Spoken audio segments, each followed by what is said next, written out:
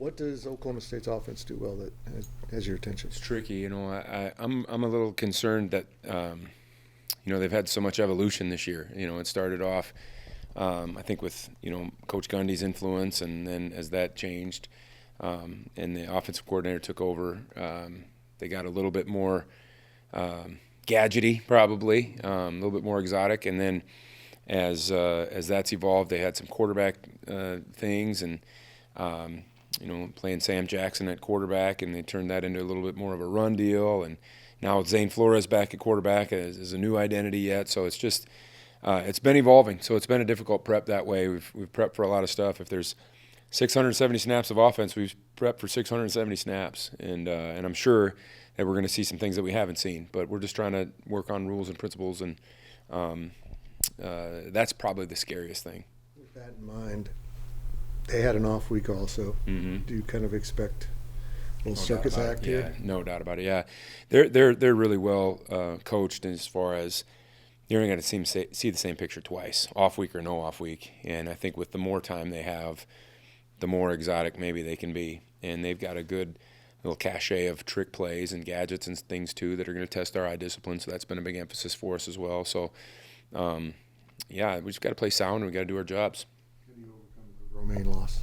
Yeah, it's going to be by committee. You're not going to replace him with one guy. He's extremely valuable to us. But fortunately, Des Purnell is there, and he's got room to carry some of that burden on his shoulders. And, the Asa Newsoms, the Gabe Powers, the Rex Van Wise of the world, the Bo Palmers, those guys are going to have to go. And they've been playing in games, so it's not like they're not capable of doing that, but their role has increased now. When it gets to be the heat, they've got to be ready to withstand the heat, and it'll be exciting to see how those guys respond to that. Bo's healthy is a relative term, I guess. We get to week 9, but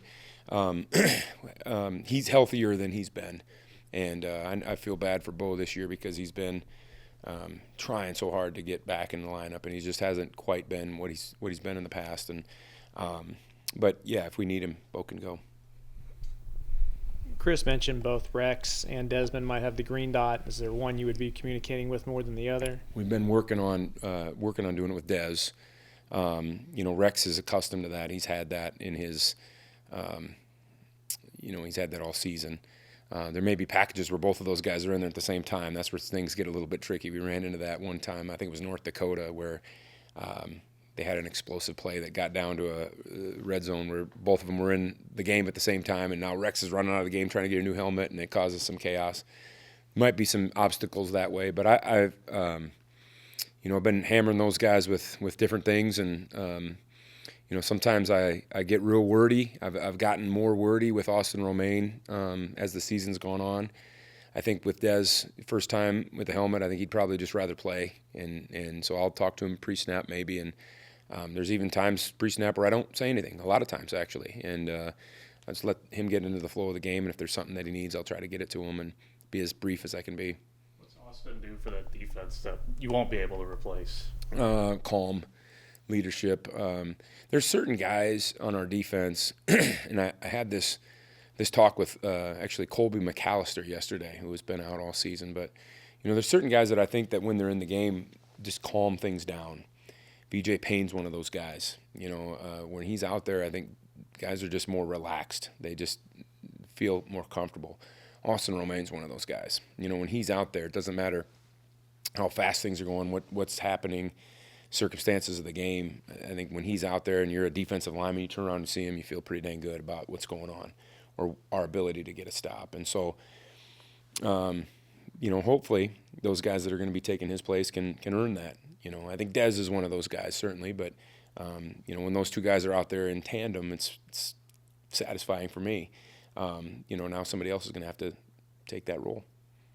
Coming off a loss and then a bye week, as coaches, are there any buttons you can press to get these guys fired up for the next game? Our guys are, guys know what's at stake here. We still have a quarter of the season left, and my message to them on Monday was simply, it hasn't been the season that we hoped to have, but defensively, I assumed there was going to be some growing pains, and there were certainly.